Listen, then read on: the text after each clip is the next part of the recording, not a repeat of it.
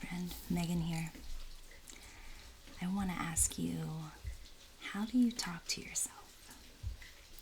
How do you speak to yourself when no one's listening?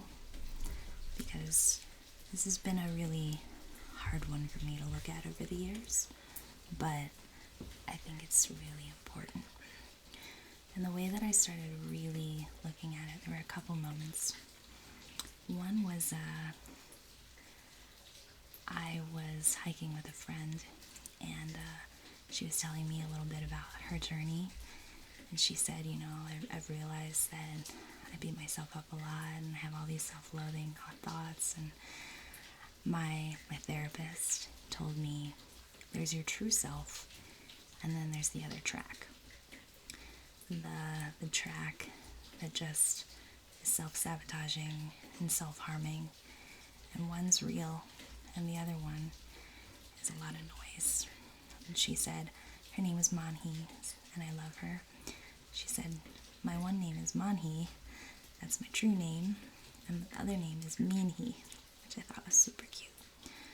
So that helped me start to realize and bring awareness to thinking about how I spoke to myself. And I beat myself up a lot. I really spent a lot of time, I would say in the 90 to 99% time, just ripped myself apart. And didn't really know why, but I did know that it was an issue in my self-esteem and my confidence, and the way that I saw myself in the world. So we've looked at some of the thought patterns that can be not true, but there's also this kind of voice that a lot of times can come from parents or coaches or teachers or friends that has fed in our ear and told us, you're not good enough, who do you think you are, what's wrong with you? And those things hurt, and those things aren't fair. So that was one big realization when I was hiking, and I actually named mine Megan was my true self, and then Nagam was the mean bully that would beat me up. So I would start to pull apart what were my thoughts from my heart, and what was this track that was running through that was really, really mean, really a bully. And the other thought that I had, a really big breakthrough, was actually when I was in jail, because I was there twice. I'll share my story at some point, because if I'm asking you to be vulnerable and honest with yourself, I'm so happy to share and be honest with you. But that's a story for another night.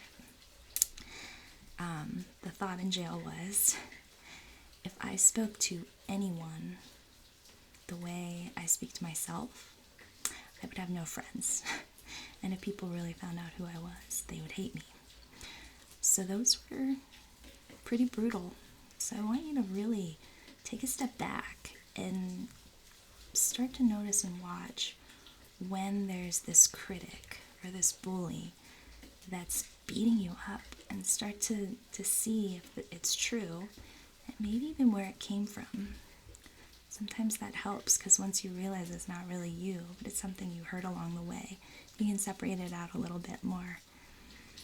So the first step for me was really seeing the track and seeing that negative self-talk, and becoming aware of it. And then the other part was learning how to talk back to it a bit, which felt a little crazy at the time.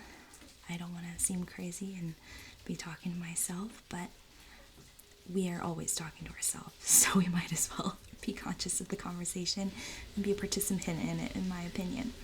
So when I would start to go down a negative thought track, or just a critic moment, like when you're working, this work sucks, I'm horrible at this, or every day is so bad, like what's wrong with me, you must always be like this, or something wrong with you, all that stuff, I would just stop myself and I would say, shh. The other thing I did when I was hiking was I would sort of visualize myself flicking Nagam off the mountain. because I went on a hike and I was like, I don't know if I can do this. You're not in shape. You should prep more. Like, and I would see that little thought come in, and I would just go flick, and I would come back to breathing. And I would breathe into my heart. I would find a rhythm, and then I'd let my thoughts go in another direction. So there's a bunch of different ways that you can do it. You can consciously talk back and say, you know what? You're doing your best. You're a human. You're allowed to feel frustrated right now. You're allowed to feel upset. This is really hard right now. And I would validate myself a little bit. And I would also try to reframe it. Are you not seeing the whole picture? What are you learning from this? Where did this thought come from? You can kind of explore the roots of it, like I had said before, and start to see, what's under that. Where is that from? And a lot of times it's somebody that was in our life. More times than not a parent, unfortunately. They did their best, but they didn't always have the tools to know the emotional intelligence work and the therapy work and the self-care work, which I'm really grateful. We live in times where we have all of these things available, but while some things do come from parents, I also try to give them a lot of grace. And that's another conversation for another day, going through parent stuff. But, think about how your parents spoke to you. If you were trying something, did they give you the space to learn, or were they coming and trying to do it for you, or telling you it wasn't the right way? Did they give you the opportunity to fail? Did they learn? Did they give you the opportunity to explore and be curious, or was it really forced or controlled or picked apart? And so usually when we can start to unravel those patterns, we can start to see where they're coming from, and we can start to choose different ones, find new tools, and educate ourselves on how to heal from that, which is what you're doing right now. Yay! Good job. Honestly, a lot of it too is giving ourselves some credit and, being really gentle and kind and going, you're doing your best. It was a rough day today. You showed up. And then another part is switching the conversation to gratitude, switching the conversation to noticing things around us.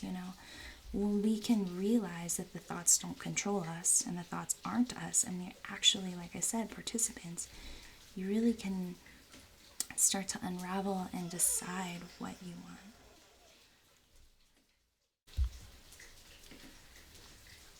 So my little bubs is with me, because I'm a mama.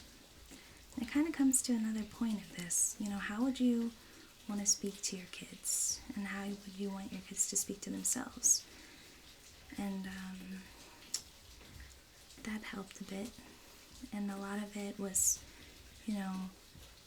realizing that I was worthy of kindness and gentleness as I'm learning, as I'm figuring things out and doing my best, and just not being so hard on myself, giving myself the grace and the space to be human, figuring life out. Kids, when they're learning something, we're not beating them up every single time they're trying something new. At least I hope not.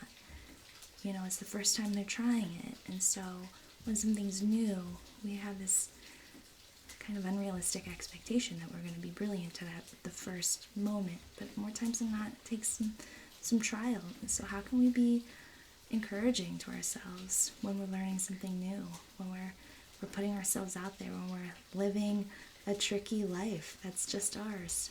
So I hope that you can be kind and gentle with yourself and start noticing if you're beating yourself up. Know that's not your true self. And use some of the tools of talking back to it, asking why, seeing the underlying roots, changing the conversation, becoming present in the moment, noticing the things around us, and starting to heal, because we don't deserve it. You don't deserve to treat yourself that way. Another big thought that I had was, this one was in the mental hospital, another story for another day, but it was, the golden rule was treat others the way you want to be treated. Well, I realized I treated others pretty well for the the most part, and I did not do the same for myself. And I realized that that rule could be flipped. Treat myself the way I treat others, and that I was worthy of existence and kindness just like the other people in my life. And somehow I had thought I had not fit that that I was somehow outside of worthiness. So be kind to yourself. It's okay to talk to yourself. You're doing it anyways. And much love on the journey. I love you. Thanks for hanging out with me tonight. And I'll see you soon. Love from Peru.